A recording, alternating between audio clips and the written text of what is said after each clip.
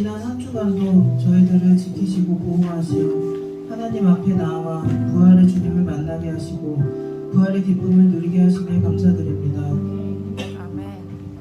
죄 없으신 주님께서 고통과 고난과 모든 질고를 지셨기에 저희가 나음을 입었으며 구원을 얻었음을 날마다 순간마다 전심으로 깨닫는 삶 살게 하여 주시옵소서. 끝까지 죽기까지 하나님 아버지의 뜻에 순종하신 예수님처럼 하늘꿈교의 모든 성도들이 주께서 주신 사명을 끝까지 완결지는 자들 되게 하여 주시옵소서. 예수님께서 저희의 삶에 찾아오시기 전 저희들의 삶은 피폐했고 그늘졌으며 늘 고통이었고 절망이었습니다. 누구도 관심 갖지 않았던 저희 삶에 친히 찾아오셔서 시궁창 같은 삶에 찌그러져 살고 있던 저희의 삶을 예수 그리스도 그 이름이 회복시키시고 부활시키셨습니다. 가난한 자 부하게 되었고 깨어진 가정에 그림만 가진 자들이 믿음의 가정을 이루었고 가시돋친 성적으로 자기 자신과 남을 찌르던 자들이 다른 영혼을 품을 줄 아는 자들이 되었습니다. 주님이 하셨습니다. 주님께서는 저희가 믿음으로 바랬던 모든 것들을 실상으로 보여주셨습니다. 지금 저희가 눈을 떠서 보는 모든 것들이 부활의 기적입니다. 내 옆에 앉아있는 성도들이 기적이고 아름다운 새 성전이 기적이고 10년 전 4명으로 시작한 어린이부가 5배가 넘게 부흥한 것이 기적입니다. 주님이 이루셨습니다. 하늘꿈 교회와 모든 성도들이 끝까지 믿음의 경주를 완주하기를 소원합니다. 저희 삶에 친히 찾아오셔서 저희를 부르신 신실하신 하나님을 의지하여 세상 그 어느 것에도 요동하지 않고 세상 그 무엇보다 크신 하나님만 의지하여 살아가게 하여 주시옵소서. 세상에 나타나고 있는 모든 징조들이 마지막에 마지막 때임을 나타내고 있습니다. 날마다 정신 차리고 깨어 말씀으로 기도로 무장함으로 더 깊이 더 높이 주님께 나아가는 모든 성도들 되게 하여 주시옵소서. 저녁마다 모여 성경 통독회의 자리를 지킬 수 있을 때 전심으로 주의 말씀 붙들게 하시고 기도회의 자리를 지킬 수 있을 때 전심으로 기도하게 하시고 예배의 자리를 지킬 수 있을 때 전심으로 예배하게 하시고 성도의 자리를 지킬 수 있을 때 각자의 맡은 바 직분대로 충성하게 하시고 일할 수 있는 직장이 있을 때 전심으로 일하는 자들 되게 하여 주시옵소서. 그리하여 하나님의 날개 아래만이 가장 안전한 곳임을 날마다 깨닫게 하여 주시옵소서. 하나님 부활주의를 맞이하여 어린이부와 청소년부 아이들이 뮤지컬 공연을 합니다. 10년 전 저희들이 했던 똑같은 뮤지컬을 아이들이 이어받아서 합니다. 10년 전에는 성도의 대부분이 공연에 참여해서 객석에 몇 분 앉아 계시지 않았는데 지금은 아이들이 무대를 꽉 채우는데도 객석에 많은 성도들이 자리를 채우고 있습니다. 무대를 꽉 채울 정도로 다음 세대를 하늘꿈교회로 보내주신 감사합니다. 하늘꿈교회의 다음 세대를 향한 비전을 주셔서 감사합니다. 다음 세대가 세워져야 우리의 미래가 있다는 사실을 아이들을 보며 깨닫습니다. 우리 다음 세대 아이들이 어려서부터 하나님을 알고 하나님을 뜨겁게 사랑하고 하나님을 교회를 사랑하는 아이들로 자라게 하여 주시옵소서. 몇 달이 넘는 시간 동안 몸과 마음과 시간을 들여 주님을 몸으로 찬양하고자 애쓴 다음 세대 아이들을 기억하여 주시고 축복하여 주시옵소서. 하나님 다음 주에 목사님 가정 이사가 있습니다. 강권적으로 역사하시어 넓은 집 주시니 감사합니다. 목사님 가정이 성도들 가정보다 가장 넓고 좋은 집에 살게 하시니 감사합니다. 이사 과정 가운데 모든 일들이 순조롭게 진행되도록 성령께서 과정마다 세밀히 개입하시어 형통의 역사가 일어나도록 인도하여 주시옵소서. 이 시간 하나님의 말씀을 대언하실 목사님께 성령의 능력을 더하여 주셔서 담대히 모든 말씀 선포되도록 붙들어 주시옵소서. 오늘 부활주의를 맞이하여 그 은혜에 감격하며 온전히 하나님께 감사하고 영광 돌리는 시간 되게 하여 주시고 성도들 간에 풍성하고 기쁨이 넘치는 교제하도록 인도하여 주시옵소서. 죽으시고 부활하신 예수님의 이름으로 기도 올립니다.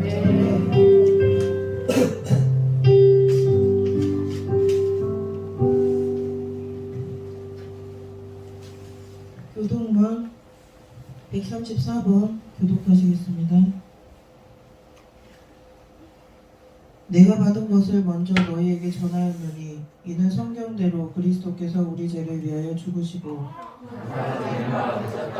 성경대로 4일 만에 다시 살아나사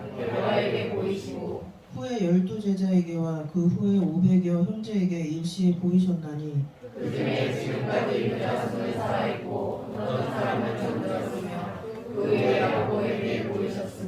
그 후에 모든 사도에게와 맨 나중에 만삭되지 못하여 난 자 같은 내게도 보이셨느니라. 그리스도께서 만일 다시 살아나지 못하셨으면 우리가 전파하는 것도 헛것이요 또 너희 믿음도 헛것이며 만일 그리스도 안에서 우리가 바라는 것이 다만 이 세상의 삶뿐이면 모든 사람 가운데 우리가 더욱 불쌍한 자이리라. 그러나 이제 그리스도께서 죽은 자 가운데서 다시 살아나사 잠자는 자들의 첫 열매가 되셨도다. 아멘. 말씀은 마가복음 16장 1절에서 8절 대신해서 읽겠습니다. 안식일이 지남에 막달라 마리아와 야고보의 어머니 마리아와 또 살로메가 가서 예수께 바르기 위하여 향품을 사다 두었다가 안식 후 첫날 매우 일찍이 해돋을 때에 그 무덤으로 가며 서로 말하되 누가 우리를 위하여 무덤 문에서 돌을 굴려 주리요 하더니 눈을 들어본즉 벌써 돌이 굴려져 있는데 그 돌이 신이 크더라. 무덤에 들어가서 흰옷을 입은 한 청년이 우편에 앉은 것을 보고 놀라매 청년이 이르되 놀라지 말라. 너희가 십자가에 못 박히신 나사렛 예수를 찾는구나. 그가 살아나셨고 여기 계시지 아니하니라. 보라 그를 두었던 곳이니라. 가서 그의 제자들과 베드로에게 이르기를 예수께서 너희보다 먼저 갈릴리로 가시나니 전에 너희에게 말씀하신 대로 너희가 거기서 배우리라 하라 하는지라.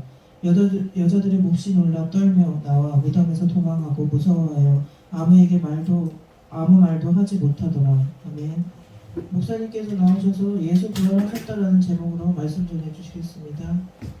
우리 옆에 분하고 인사합시다. 사랑합니다. 축복합니다. 감사합니다. 축복합니다. 한번 외쳐볼까요? 제가 예수 부활 그러면 여러분이 하셨다 하는 겁니다. 예수 부활! 하셨다! 예수 부활! 하셨다! 예수 부활! 하셨다! 네, 우리 주님 부활하셨습니다. 오늘은 또 뮤지컬도 있고 그래서 순서가 많아서 오늘 말씀은 평상시에 한 3분의 1 정도만 하도록 하겠습니다.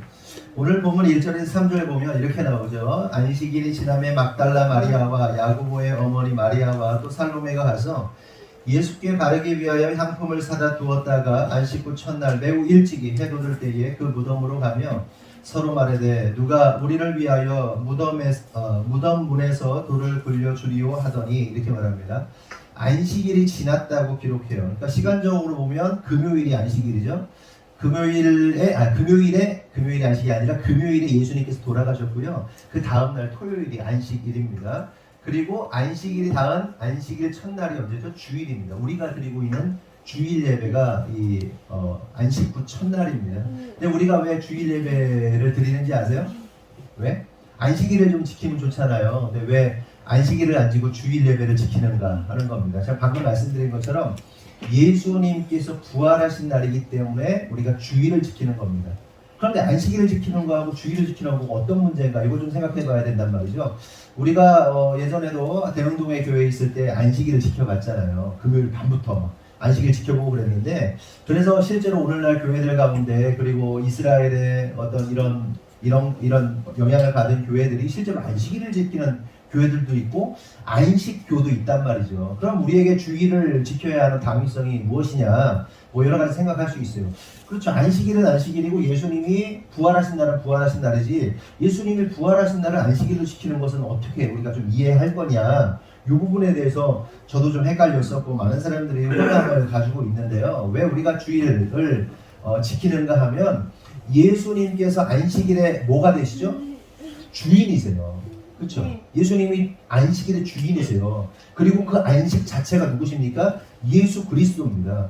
그러니까 원래 시간적 상황 속에서는 우리가 토요일날 안식일을 지키는 게 맞지만 예수님께서 십자가의 죽으심으로 안식일을 완성하셨단 말이에요. 그렇기 때문에 안식일은 언제가 되는 거예요? 주일이 아니라 매일이 되는 거예요. 그러니까 우리의 삶 자체가 안식이 돼요. 그래서 우리는 매일매일 안식일을 지켜야 하는 겁니다. 무슨 얘기인지 아시겠죠? 그런데 성도들이 이제 이방 사람들에게 복음이 증거되기 시작하면서 이방 사람들의 사이클이 일요일 날 쉬는 사이클이 되면서 그리고 예수님이 부활하신 날이기도 하면서 겸사겸사하면서 이 모이게 된 게 주일이 된 거고요. 초대교회 성도들을 보면 수요일에도 모이고 금요일에도 모이고 뭐 계속 모였다고요. 매일매일 모이는 교회들도 있었어요. 매일매일 안식일을 보내는 교회들이 있었다. 그러니까 여러분 시간적인 개념 안에서 묶이실 필요 없고 예수 그리스도가 우리 안에 계시고 우리가 성전이기 때문에 우리는 날마다 매일매일 순간마다 안식일을 지킨다는 개념으로 신앙생활을 하시면 됩니다. 그런데 그 주일 아침에 세 명의 여인이 예수님의 무덤으로 향하게 되는 거예요. 그녀들이 무덤을 향했던 이유는 예수님이 이게 계획된 죽음이 아니잖아요. 물론 예수님 입장에서는 준비된 죽음이고 그렇지만 제자들이나 주변에 예수님을 따르던 사람들은 예수님이 죽으실 줄 몰랐단 말이에요. 물론 말씀하셨는데 생각지도 않았죠. 그렇게 받아들일 마음도 없었잖아요. 근데 급하게 예수님이 십자가에 돌아가시는 사건이 일어나게 되면서 예수님께 이 향유를 발라야 되는데 유대인의 그 예대로 향유 시체에 발라야 되는데 바르지를 못했던 거예요. 그래서 늦어서 다시 이제 가게 되는데 문제는 무덤의 돌문이 너무나도 커서 무덤문을 굴려줄 사람이 없었던 거예요. 여인 셋이 이걸 옮길 수 있는 상황이 아니었던 겁니다. 하지만 그럼에도 불구하고 누군가 뭐 도와주겠지 혹은 어떻게 되겠지 하는 마음으로 이 여인 셋이 이 돌문으로 무덤으로 향하게 됩니다. 그런데 도착해서 보니까 놀랍게도 그 돌문이 어떻게 돼 있었죠? 열려 있었던 겁니다. 그러면서 5절에서 8절을 보니까 이렇게 말씀하세요. 무덤에 들어가서 흰옷을 입은 한 청년이 우편에 앉은 것을 보고 놀라매 청년이 이르되 놀라지 말라 너희가 십자가에 못 박힌 나사렛 예수를 찾는구나. 그가 살아나셨고 여기 계시지 아니하니라. 보라 그를 두었던 곳이니라. 가서 그의 제자들과 베드로에게 이르기를 예수께서 너희보다 먼저 갈릴리로 가시나니 전에 너희에게 말씀하신 대로 너희가 거기서 배우리라 하라 하는지라. 여자들이 몹시 놀라 떨며 나와 무덤에서 도망하고 무서워하여 아무에게 아무 말도 하지 못하더라. 들어가서 보니까 한 청년이 예수님 무덤 밑에 앉아 있는 겁니다. 시체를 두었던 우편에 앉아 있는 겁니다. 이 여인들이 너무 놀랬겠죠. 그럼 여러분 이 청년이 누굽니까? 네? 청년이 누구였을까요? 천사였어요. 천사. 여러분 우리는 천사 그러면 어떻게 생각하죠? 막 이렇게 날개 이렇게 달려가지고 막 날개로 이만한 날개 해가지고 막 이렇게 천사라고 생각을 하잖아요. 근데 성경에 보면요 천사들은요 우리 모습과 똑같습니다. 똑같아요. 소돔과 고모라가 망할 때도 막 로색에 막 이 천사 둘 내놓으라고 우리가 동성애하겠다고 막 내놓으라고 그러잖아요. 막 미친 짓을 하잖아요. 그러니까 천사는 우리의 모습과 똑같은 거예요. 하나님 보내실 때. 그래서 우리 가운데 천사가 있을지도 몰라. 봐봐 옆에서는 천사가. 천사가 많긴 많아요. 인사해볼까요? 천사 같아요. 우리 아이들 천사 같아요. 화장을 얼마나 그냥 이 눈썹을만 이렇게 해놓고 짱구가 됐어. 천사가 그녀들에게 뭐라고 말합니까? 놀라지 말라. 그는 살아나셨고 1절에 베드로와 제자들에게 말씀하신 것처럼 예수님은 갈릴리로 가셨다. 이렇게 말씀을 전하게 됩니다. 여러분 여기서 우리가 한 가지 생각해 볼 사실이 있는데 이 여인들이 예수님의 시체에 향유를 바르려 했던 모습은요 너무나도 참으로 아름답고 또한 착한 그리고 순수한 마음이었다는 겁니다. 그리고 우리는 이런 순수하고 착한 마음, 이 착한 신앙의 모습을 본받아야 하는 것이 맞습니다. 아멘이십니까? 네. 목소리가 작아요? 뭔가 의도가 또 숨겨있는 걸 또 발견하신 거죠. 그렇죠. 우리는 착해야 돼요. 신앙이 순수해야 됩니다. 정말 예수님을 금요철회 때도 얘기했지만 너무너무 사랑하는 마음으로 여인이 갔단 말이에요. 예수님의 무덤에 갔는데 우리가 이런 마음을 본받아야 하는 것이죠. 하지만 생각해 볼 것은 이런 행위가 조금은 아쉬운 행동이 아니라 할 수 없습니다. 왜냐하면 그녀들의 행동들이 사실은 예수님의 말씀을 이해하지 못했거나 또한 믿지 못함으로 발생한 일들이기 때문에 그렇습니다. 무슨 말이냐면 예수님께서 십자가에서 죽으시기 전에 제자들에게 뭐라고 말씀하세요? 그리고 또 예수님을 따르던 자들에게 뭐라고 말씀하십니까? 나 고난받을 거예요. 십자가에 죽을 거야. 그리고 사흘 만에 부활할 거야. 라고 수차례 반복적으로 제자들에게 말씀을 하셨습니다. 그렇죠? 그런데 그럼에도 불구하고 이 여인들이 무덤에 와서 시체를 찾았다는 것은 예수님의 부활에 관한 말씀을 믿지 못하였다는 것에 반증이 되는 거예요. 맨날 얘기했어. 계속 얘기하는 거야. 나 고난받을 거야. 십자가에 달릴 거야. 그리고 부활할 거야. 사흘 만에 부활할 거야. 계속 얘기했는데 정작 진짜 죽었는데 예수님이 시체 찾으러 온 거야. 나 부활한다니까. 여러분, 이스라엘 사람들에게 부활의 개념이 있을까요? 없을까요? 부활의 개념이 있어요. 모든 이스라엘 사람들은요, 사두개인들 빼고 모든 이스라엘 사람들은, 모든 사람들은 마지막 때에 다 부활한다고 믿습니다. 그런데 왜 예수님의 부활을 못 믿었는가? 여러분, 예수님께서 자신이 부활하실 것이라는 사실이 사실이다, 실제다 라는 사실을 알려주기 위해서 누구를 부활시킵니까? 실제 부활하는 일이 나죠. 예수님 전에 나사로를 부활시켜요. 나사로를 살려내신단 말이에요. 야, 봐, 내가 이렇게 부활할 거야. 그러니까 아예 개념이 없으면, 그러니까 노아의 때에는요, 홍수가 내린다는 개념이 없었어요. 비가 내리고 홍수가 내린다는 개념 자체가 없었어요. 온 적이, 비가 오고 홍수가 난 적이 한 번도 없거든. 하늘에서 뭐가 내린다는 것 자체의 개념이 없단 말이에요. 좀 어려울 수 있겠죠. 어마어마한 홍수가 일어나서 물이 넘쳐가지고 다 쓸어버린다는 이 선포를 했을 때 개념이 이해 안 될 수 있어요. 그렇지만 그럼에도 불구하고 유대인들은 부활에 대한 개념이 기본 장착되어 있고요. 그리고 실제로 내가 부활할 것이라는 사실을 보여주기 위해서 먼저 샘플로 나사로를 살려주셨단 말이에요. 그럼 믿어야지. 못 믿었어. 믿지 못했어. 제가 비난하고자 하는 게 아니에요. 이 여인들은. 여기 깨달을 사실이 있어요. 그것은 이 여인들의 모습이 사실은 우리들의 모습이라는 거죠. 오늘날 신앙인들 가운데 이 여인들과 같은 참으로 순수하고 착한 믿음을 가진 성도들이 여러분 꽤 있습니다. 물론 요즘 젊은 세대들 가운데는 찾기가 굉장히 어렵지만 그럼에도 불구하고 곳곳에 하나님을 향한 순수한 열정과 순수한 사랑을 가지고 신앙생활하는 사람들이요, 숨겨져 있어요. 우리 성도들도 마찬가지입니다. 굉장히 순수하고 순진하고 착한 믿음을 가진 성도들이 대부분입니다. 하지만 안타까운 것은 때때로 이 여인들처럼 착하기만 하고 순수하기만 하고 지혜롭지는 못한, 그러니까 말씀을 잘 이해하지 못하고 그래서 예수님의 말씀을 믿지 못하는 이러한 성도들이 오늘날 한국교회 또 전세계 교회 가운데 또 꽤 많다는 게 문제인 거죠. 정말 신앙 좋은데 지혜가 없어. 주님의 말씀을 믿는 믿음이 약해. 마치 이런 겁니다.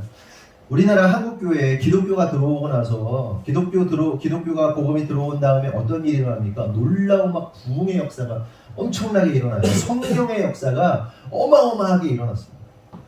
그렇죠? 우리 어르신들 잘 알 거예요. 50년대, 60년대, 70년대, 80년대까지 막 놀라운 막 역사들.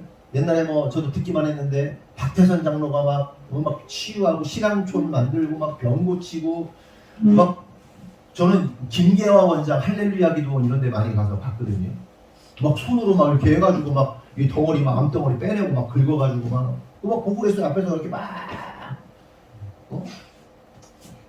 그리고 막 이렇게 배에 암이 걸렸는데 배를 막 치니까 암이 쑥 올라와가지고 이 암덩어리 딱 잡고서는 막 집회를 하고 막 그런 일이 실제로 어마어마하게 일어났어요. 엄청난 성령이었어요. 그런데 그 당시에 성도들이 주님을 얼마나 사랑했습니까? 너무너무 사랑했어요. 뒷받치는 건 일도 아니었어요. 그 뒷받쳐서 헌금하고 이런 사람들이 굉장히 많았어요. 오늘날엔 굉장히 희귀하지만 그런 일들이 많았단 말이에요. 전 재산을 바쳐서 주님 앞에 사랑하고. 그런데 그 당시 성도들에게 부족했던 게 뭐예요? 말씀의 기초가 없었어요.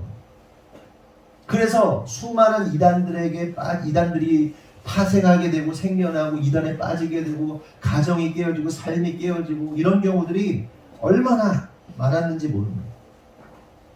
그러니까 제가 말씀드리고자 하는 것은 이 여인들이 예수님을 사랑하는 마음으로 충만하긴 했지만 예수님께서 하신 말씀, 곧 부활하신다는 말씀을 잘 몰랐다. 그리고 믿지 못했다는 이야기를 하는 거예요. 그러므로 성도 여러분, 순수하기만 하거나 혹은 열정만 있는, 그래서 말씀을 모르는 자가 우리가 되어서는 안 된다는 거예요. 순수한 신앙, 그건 기본 장착이고요. 굉장히 지혜로워야 돼요. 말씀을 이해해야 돼요. 말씀을 배워야 됩니다. 그리고 말씀을 우리의 가운데 오직 성경으로 우리를 말씀으로 채워서 말씀을 분별하고 또 말씀으로 살아낼 수 있는 능력이 필요한 거예요. 순수하고 순진하기만 하면 어떻게 됩니까? 유린당해요, 사단에게. 진짜로. 어디 시골에서 순수하고 순진한 애 올라와 봐요. 그래가지고 공부 고시고 준비하는 이 남자친구 뒷바라지하고 그래가지고 뭐 판검사 만들어갔더니 팍 버리고 도망가고 순진하고 순수해서. 그럼 돼야 안 돼요. 신앙생활도요, 벤처럼 지혜로워야 돼요. 똑똑해야 돼요. 순진한 걸로 안 돼요. 순수한 걸로는 안 된단 말이에요. 굉장히 많이 실수해요. 그런데 오늘날 얼마나 많이 속습니까? 교묘합니다. 교묘해요. 이게 정말 놀라운 주님의 사랑인 것 같은데 가만 보니까 이거는 어떻게 이렇게 변태적이지? 어떻게 이렇게 끔찍하지? 사랑의 방식이? 그런 경우들이요, 허다. 진짜. 여러분, 주님 앞에 열심히 헌신하시고 충성하시고 헌금하시고 최선을 다하면 주님이 여러분 삶 막 대박 터쳐주시죠? 아니에요. 그건 기본. 어떻게 살아야 된다? 열심히 사셔야지. 병신 쪼다처럼 사는 게 아니라 정말 열심히 살아야죠. 네. 세상 사람들이 여러분 비난 못하게 여러분들이 아주 열심히 퍼펙트하게 일해야죠. 네. 내가 헌금 다 했어. 내가 뭐 다 했어. 내가 막 주님 앞에 온팡 다 했어. 그럼 주님 나 대박? 그만 처먹고 그만 쇼핑하고 그만 하란 말이에요. 관리를 해야지. 관리하지 않는데 부어줘? 지옥이지. 관리하지 않는데 주어봐? 이 뭐예요? 저주지. 이게 과거와 오늘날의 이게 다른 거예요. 말씀으로 세워져서 최선을 다하고 열심히 살아야죠. 프로페셔널하게 살아야죠. 왜 아마추어처럼 사세요? 아니라는 거예요. 순수함, 순진함, 기본이지. 지혜로워야지. 아멘이십니까? 그러면 계속해서 우리가 생각해 볼 사실은 예수님은 왜 부활하시자마자 다른 곳도 아니라 왜 갈릴리로 가셨는가? 갈릴리로 가셨다고 말씀하시거든요. 7절 가서 그의 제자들과 베드로에게 이르기를 예수께서 너희보다 먼저 갈릴리로 가시나니 전에 너희에게 말씀하신 대로 너희가 거기서 배우리라 하라 하는지라. 천사가 말해요. 베드로한테 말했잖아. 제자들한테 말했잖아. 분명하게 기록하잖아요. 나 부활하면 갈릴리로 갈 거야. 이렇게 얘기했어요. 부활을 믿어야죠. 부활을 믿어야죠. 실제로 마가복음 14장 28절 보면 예수께서 살아난 후에 너희보다 먼저 갈릴리로 가리라 라고 이렇게 말씀하십니다. 그런데 여기서 궁금한 것은 왜 예수님은 갈릴리로 가신 것일까? 바꾸어 생각해보면 부활하신 예수님께서 갈릴리가 아니라 예루살렘으로 갔으면 어떻게 됐을까? 여러분 갈릴리에 뭐 별게 있어요? 갈릴리가 그 해변에 거기 뭐 디베랴 뭐 거기에 뭐 있어요? 거기 촌구석에 뭐 주워 먹을 거 있나? 뭐 사람들이 많나? 뭐 가서 뭐 한다고? 죽었다 살아났으면 예루살렘으로 가야죠. 예루살렘 성전으로 가야죠. 예수님을 죽인 종교인들 다 있는 사람들, 수많은 사람들이 있는 성전에 가셔서 예수님 짠 나타나야죠. 야, 니들이 죽인 나 부활했어. 응? 얼마나 멋져요? 그럼 사람들이 놀래가 내가 죽였는데 내가 죽였는데 어떻게 살아났지? 저 귀신 아니야? 뭐 그러다가 다 보여주고 예수 죽인 사람들 다 보여주고 그럼 어떻게 막 엎드리고 막 그냥 난리 나겠죠. 회개하고 하나님의 진짜 아들인가 보다 우리가 잘못했다. 이러면 얼마나 좋아요. 그러면 모든 상황이 역전되고 막 뒤집어지는 거 아니에요. 우리가 바라는 이런 뒤집어지는 역사, 상황이 역전되는 역사, 우리가 막 통쾌해하는 역사.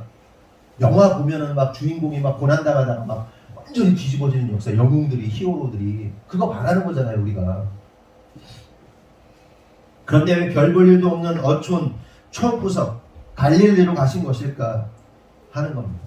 여러분 한번 상상해 보자고요.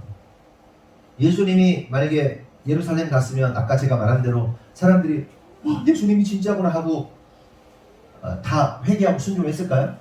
어떻게 생각하세요? 아니면 또 예수 잡아다 죽였을까요?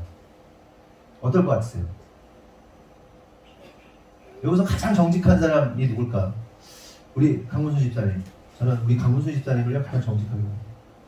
우리 집사님이 그냥 왼수 같은 데랑 싸웠어. 근데 진짜 반은 죽이고 싶었어. 반만 죽이고 싶었는데 죽었네. 어떻게 사람을 죽인 거야. 근데 아무도 못 봤어. 순간 엄청난 갈등하겠지. 자수할 것이야. 산에 묻어버릴 것이야. 사람이요, 누군가가 죽었다 그러면 정상적 판단은 이미 안 돼요. 그렇잖아요. 죽었어. 죽은 게 확인이 됐어. 피 막 흘려가지고. 우리 믿는 자들이야 성령이 계시니까 뭐 자수할 수 있지 모르겠지만, 내가 진짜 반 죽이고 싶었는데 진짜 죽었어. 진짜 완전 죽이고 싶은 건 아니었는데, 이 정신이 그때 이제 제정신이 아닌 거예요. 산에 묻으려고 딱 마음을 먹었어. 이런 일 진짜 많잖아요. 땅을 막 팠어.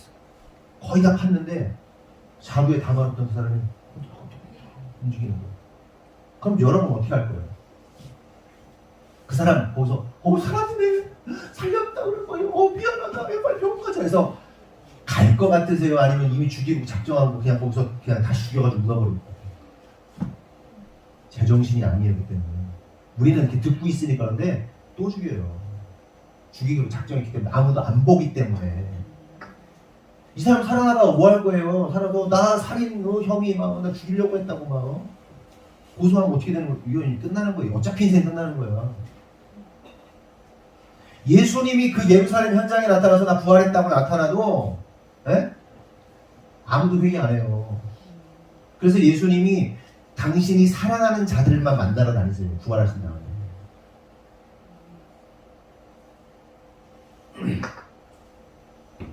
그러면 왜 갈릴리로 가셨는가? 뭐 첫 번째 이유라고 볼 수 있고요. 가장 중요한 이유는 예수님께서 무지랭이 같은 어부들을 당신의 제자로 부르셨던 그 첫 번째 현장이 어디예요? 갈릴리예요. 제자들을 불렀던 현장이 갈릴리란 말이에요. 상징성 있는 거예요. 그리고 예수를 위해 생명을 바치겠다던, 하지만 예수를 부인하고 실망한 채 모든 것을 체념하고 도망친 그 제자들이 도망친 현장이 어디예요? 갈릴리예요. 그러면 왜 예수님은 자기를 부인하고 저주하고 그런 원망하고 저주하고 나는 절대 예수 모른다고, 나 예수 모른다고 막 그러면서 부인하고 저주하면서 도망간 제자들이 있는 그 현장 갈릴리 왜 가신 걸까? 그 이유는 그 절망에 빠진 제자들을 만나셔서 다시 한번 당신의 제자로 부르시고, 그래서 내 양을 먹이고 내 양을 치라고 그 사명 맡기기 위해서 갈릴리로 가셨다는 거예요. 여러분 깨달아야 됩니다. 그래서 우리 주님은 저와 여러분을 절대로 포기하지 않으신다는 사실을 깨달아야 돼요. 설령 제자들처럼 우리가 주님을 외면하고 부인하고 도망간다 하여도 우리 주님은 오히려 우리를 죽기까지 사랑하시고 다시 살아나셔서 절망 가운데 헤매고 있는 저와 여러분을 찾아오시고 당신의 사랑의 품으로 품으신 후에 새로운 비전과 새로운 사명을 주시는 분이시다. 끝까지 우리를 그렇게 사랑하시는 분이시라는 사실을 깨달아야 됩니다. 아멘? 부인해도 미안한데 부인해도. 그런데요, 그럼 부인해도 되겠네? 여기서 걸리죠? 그런데 사실은요, 우리가 매일 부인하잖아요. 그렇잖아요. 부인 안 하는 사람 있어요? 나 죄 안 짓는 사람 있어? 예수님 없는 것처럼 행동하잖아요. 예수님 없는 것처럼 죄 짓잖아요. 예수님 없는 것처럼 막 뚫어져라 보잖아요.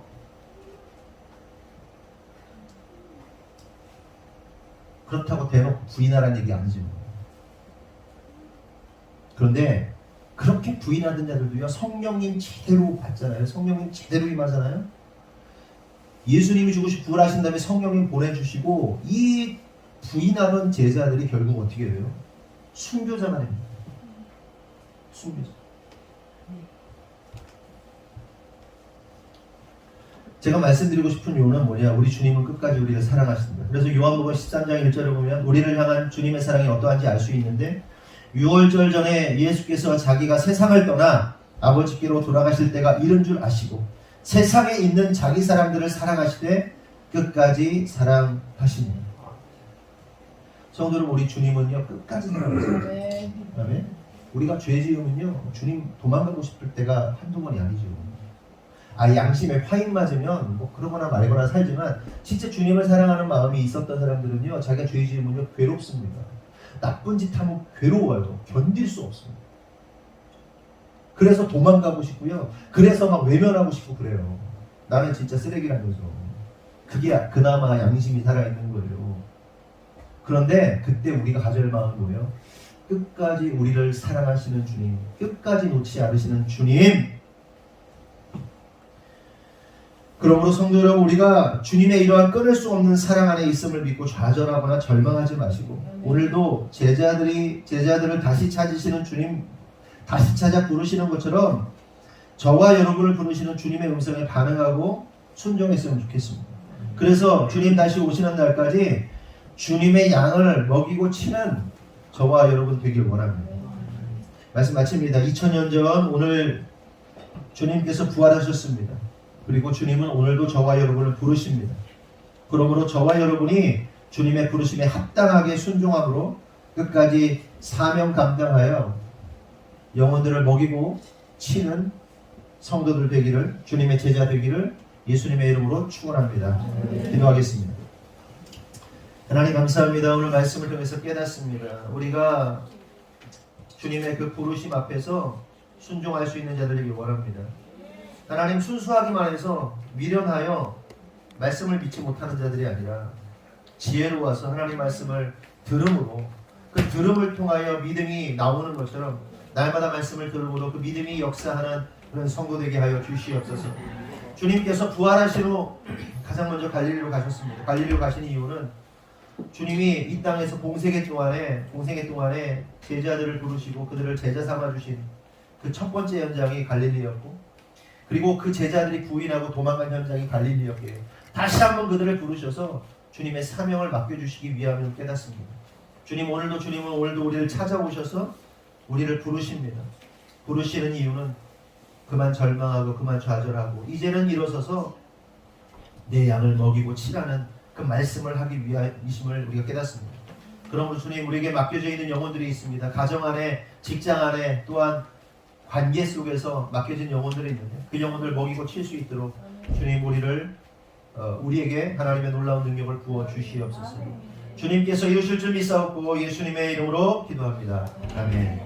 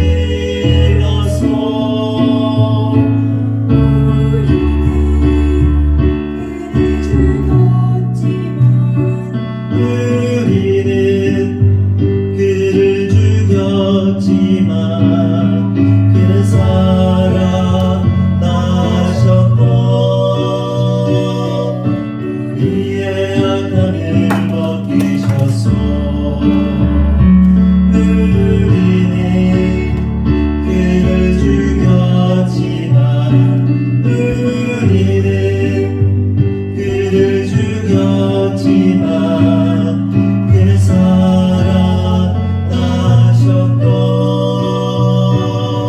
우리의 약함을 벗기셨네 우리의 약함을 벗기셨소.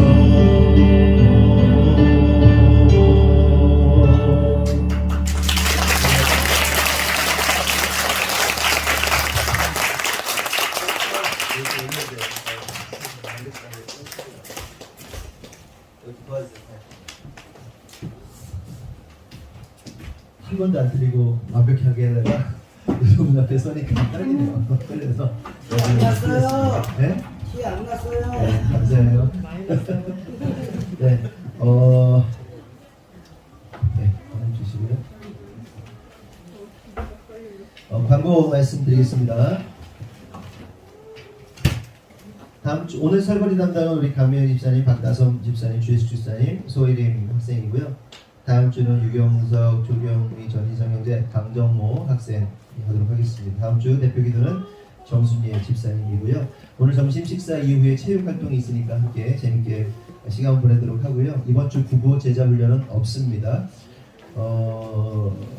그리고 참고로 5월 7일이죠. 우리 소미자 5월 맞나? 네, 맞죠. 5월 7일 맞죠. 다른 분이 어떻게 알아요? 5월 7일에 우리 소미자매가 결혼식이 있어요. 서울에서. 참여하실 수 있는 분들은 함께 같이 시간 내셔서 미리미리 시간 내셔서 함께 참석해 주셨으면 좋겠고요.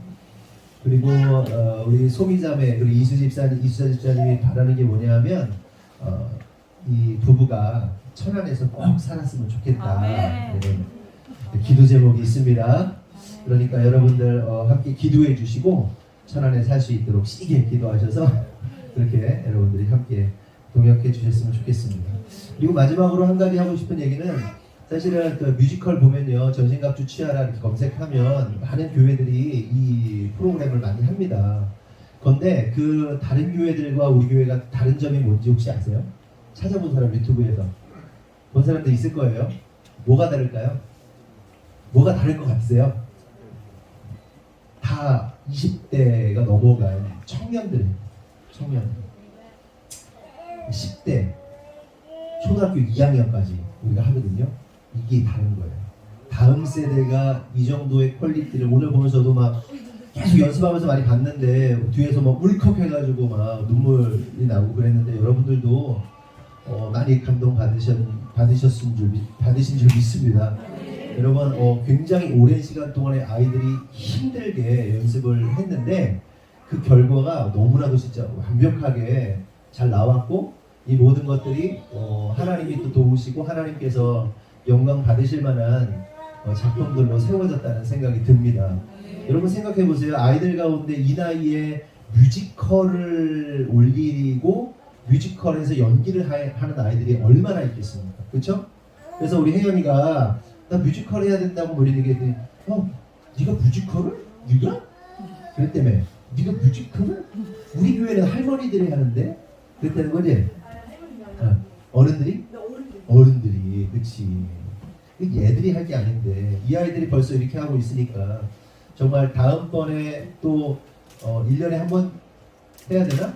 물론 다음번에 또 언제 할지 모르겠지만 그때는 훨씬 더 높은 퀄리티 그리고 아이들이 한번 이렇게 단련이 됐기 때문에 점점 더 이게 처음이 어렵지 계속하면 훨씬 더 나아질 수 있거든요. 그래서 다음번 뮤지컬도 한번 기대해 봤으면 좋겠다는 생각이 듭니다. 너무 감사하고요. 다시 한번 하나님께 영광의 박수 올릴까요?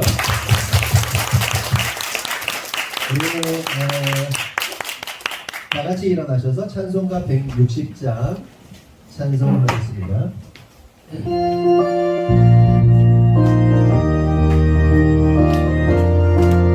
우리 박수 치면서 무덤에 머물러 예수의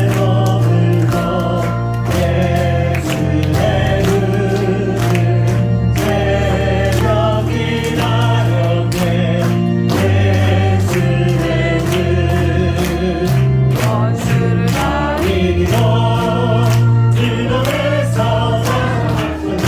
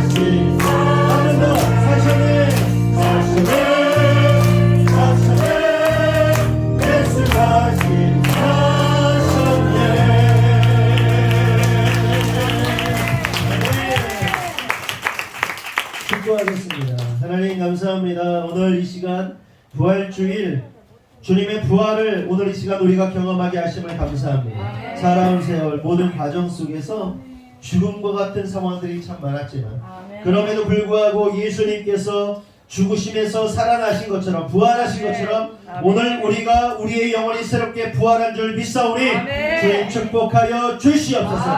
주님 또한 기도하는 것은 우리 성도들이 주님 앞에 마음과 정성을 다하여 생명을 쪼개어 주님 앞에 정성껏 최선을 다하여 예물을 드렸습니다. 드린 손길이 하나님 축복하시고 삶 가운데 어려움 없게 하시고 재정적으로 넘쳐나게 하여 주시고 그리하여서 그들의 가정과 사업과 직장에 하나님의 놀라운 역사하심 안에서 승리할 수 있도록 주님 축복하여 주시옵소서. 지금은 우리 구주 예수 그리스도의 은혜와 하나님 아버지의 무한하신 사랑과 성령님의 감화감동대주 역사하심이 오늘 주님의 뜻대로 살기로 결정하고 또한 주님의 부활을 믿는 모든 성도들 위해 지금으로부터 영원토록 함께 하시기를 간절히 축원하옵나이다. 아멘.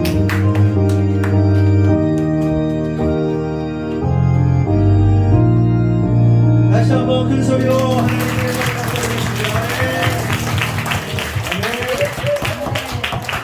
아멘. 사진 촬영하기 전에요. 잠시 여기 광고가 하나 떠났는데요. 천안 동지방에서 모범교사를 시상을 했습니다. 그래서 제가 우리 박다솜 집사님을 추천을 했고 상장과 상금이 왔습니다. 잠시 나오세요. 네. 잠시 드리고 우리 많은 집사님이 계속 아이들 운동하고 참 여러 가지로 고생을 많이 물론 다른 선생님들도 많이 하시는데 제가 좀 기름값이라도 줬으면 좋겠다 하는 마음이 있었는데 지방에서 선물도 주셨네요. 모범교사 소속 하늘봉교회 이름 박다솜 위 교사는 그리스도의 심장을 가지고 교회 학교 교사로 부름을 받아 다음 세대 신앙교육에 충성을 다하여 헌신함이 교회의 귀감과 타의 모범이 되므로 이 상장을 수여합니다. 내가 죽도록 충성하라 그리하면 내가 생명의 면류관을 내게 주리라. 2022년 2월 7일 기독교 대학 감리회 천안 동지방회 감리사 김범석 대도.